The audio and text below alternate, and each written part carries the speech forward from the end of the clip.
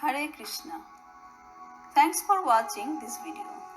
If you enjoy our video, please subscribe to our channel and don't forget to like and share. If you want to be informed of our recent updates, please click the bell icon. Thank you. Personality of Godhead, represented by letters. Bhagavad Gita says that the letters A-U-M combined together as Om represent the Supreme Lord. Religious principles are meant to invoke the blessings and mercy of the Supreme Personality of Godhead. Krishna, who says in Bhagavad Gita that he is personally present in sexual desires that are not contrary to religious principles. The word vidina means according to religious principles. The association of men and women according to religious principles is allowed in the Vedic culture. In our Krishna consciousness movement, we allow marriage on the basis of religious principles, but the sexual combination of men and women as friends is irreligious and is not allowed. Om Jnana Timanandasya Jananjana Shalakaya Chakshurumalatanjana Tasmai Shri Guruve Namaha. Born in the darkness of ignorance, my eyes are opened by the torchlight of knowledge. Through the medium of my merciful spiritual master, I offer my respectful obeisances unto him. Vandeham Shri Guru Shri Yutapadakamalam Shri Guru and Vaishnavamscha. Offer my respectful obeisances unto my spiritual master and unto all Vaishnav Gurus. Shri Rupam Sagrajatam Sahagana Raghunatam Vitam Tam Sajivam. I offer my respectful obeisances unto Rupa Goswami, his older brother Sanatan, and unto the other Goswamis, including Raghunath Das and Jiva Goswami. Sadvaitam Savadutam Parijana Sahitam Krishna Chaitanya Devam. Offer my obeisances unto Advaita Charya, unto the Avaduta Nityananda, and unto Sri Krishna Chaitanya Mahaprabhu. Sri Radha Krishna Padansaha Lalita Shri Veshakampitamscha. And offer my obeisances unto Radha and Krishna and the gopis headed by Lalita and Vishaka. I offer my respectful obeisances unto A.C. Bhaktivedanta Swami Srila Prabhupada, who is very dear to Lord Krishna, having taken shelter at his lotus feet in this world. My obeisances unto you, O servant of Srila Bhakti Siddhanta Saraswati. You are spreading the message of Lord Chaitanya Mahaprabhu throughout the Western worlds, which is full of voidas of men and persons. I offer my respectful obeisances unto all Vaishnav devotees of the Lord. They're just like the desire trees who can fulfill the desires of everyone. And they're full of compassion for the fallen conditioned souls. Vanchakalpatarubhyascha, kripasundabhyevacha, patitanam pavanibhyo vaishnavebhyo namo namaha. Jai Shri Krishna Chaitanya, Prabhu Nityananda, Shri Advaita Gadadhar, Shivasa Adikura Bhaktavinda. Hare Krishna, Krishna Krishna, Hare Hare. Hare Rama, Rama Rama, Hare Hare. Amityukte yata dharmam upayeme shakuntalam Gandharva vinina raja deshakala vidanavit. When Shakuntala responded to Maharaj Dushmanta's proposal with silence, the agreement was complete. Then the king, who knew the laws of marriage, immediately married her by chanting the Vedic pranava, Omkara, in accordance with the marriage ceremony as performed among the Gandharvas. So, this is the pastime of Shakuntala and Maharaj Dushmanta. Shakuntala, she was being kept in a hermitage. Maharaj Dushmanta came in the forest, in the middle of the forest, to this hermitage, and here was this most beautiful woman, Shakuntala. And immediately upon seeing her, he wanted to enjoy with her. He wanted her. He wanted to get married. And therefore, he made a proposal. Also, Shakuntala, she was very attracted to Maharaj Dushmant. And so when he asked her, what did she say? She didn't say anything. Silence. She kept silent. And it's also said that if there's a challenge and someone remains silent, then it's almost like you accept what they say. You accept defeat. So not that this was a challenge, not by any means, but this proposal means she's accepting by not answering. And then Maharaj Dushmanta knew the principles of Gandharva marriage. Gandharva marriage is by agreement. We were talking about this yesterday, how marriage can take place just by agreement. And this is the case with Maharaj Dushmanta and Shakuntala. Then there's marriage by arrangement, and then there's just there's different types. There's 8 types of marriage. We've been hearing about that over the past few days, and so this one and Gandharva. For those who don't know Gandharvas are actually heavenly personalities. So they're coming from higher planets. So this concept of arrangement by agreement is accepted among the demigods and the Gandharvas, especially. They're heavenly beings. Gandharvas are also known to be very good singers, chanting Vedic mantras, and they have melodious voices. So, so this is considered. This is kind of interesting because it's always been a little bit contrary to my understanding of what's the best type of marriage. And we're always hearing, more often than not, the best type of marriage is marriage by arrangement. But this seemed to indicate not necessarily so. Of course, marriage by arrangement is very good because if the parents know the nature, they know the nature of the children, they know the nature of their son, they know the nature of their daughter, and therefore they can arrange a marriage, providing that the arrangement is not based on some personal motive, and the only motive is the satisfaction and happiness of the children. Sometimes by arranged marriages, there is some plot or some scheme to marry into a better position for wealth, so on and so forth. But if it's just for the benefit of the children, then by arranged marriage, if they only have the children's interest at heart, then arranged marriage is very good. It's actually excellent, and in today's society, it actually has a fairly good track record. But arrangement by agreement, here it's interesting that it's just on the principle of physical attraction. Shakuntala was attracted to Maharaj Dushmant, and Maharaj Dushmant was attracted to just by looking at them. Now, of course, maybe they were expert at the science of physiognomy.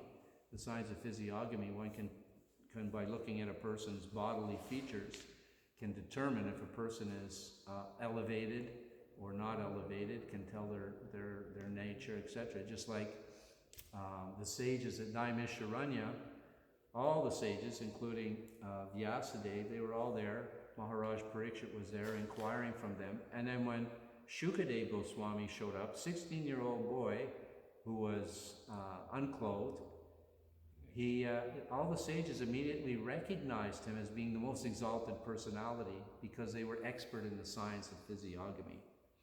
But just by physical attraction, this kind of a marriage on agreement is not necessarily a good thing. The real thing the real test is not this sense of seeing, because what can these eyes see? They're imperfect.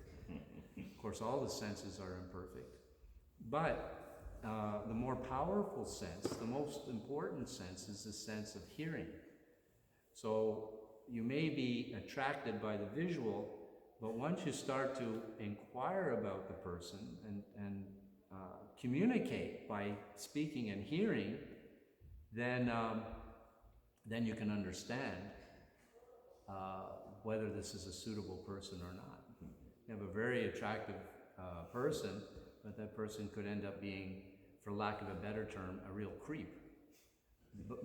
And you only know that by when they open their mouth and you hear. Just like the saying is, you can dress anybody up, you can dress any fool up to be a king, but as soon as he opens his mouth, you recognize, oh, he's a fool. So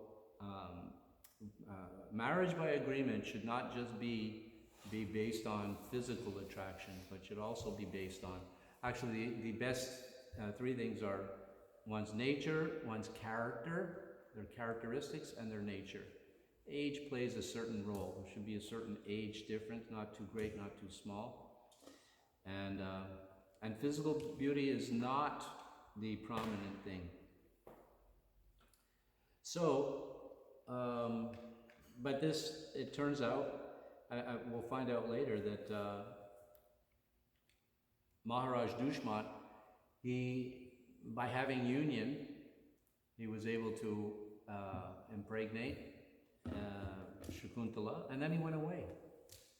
So in today's culture, we don't want to have marriage by agreement, and then end up like Srila Prabhupada uses the term cats and dogs. The dog will jump over a fence, have union, and then run away, and leave the female dog there to fend for herself with all these litter of babies, and then he'll go somewhere else. Not this kind of agreement, but the agreement is when you agree, it's permanent. There's no sense of divorce. So one should be very, very careful if they're having a marriage by agreement. Marriage by arrangement, you don't have much choice in the matter. But marriage by agreement, you have more choice. And although it's considered the marriage of the Gandharvas, one should be very, very cautious. Now in the purport, Prabhupada mentions that Maharaj Dushman, he knew the principles of marriage, and therefore he chanted the Omkar. And in the purport, of course, Srila Prabhupada goes and makes reference to Bhagavad Gita that the syllable Om, the Omkar, is actually Krishna. As Krishna says in the Bhagavad Gita, I am the syllable Om. And then he talks a little bit further about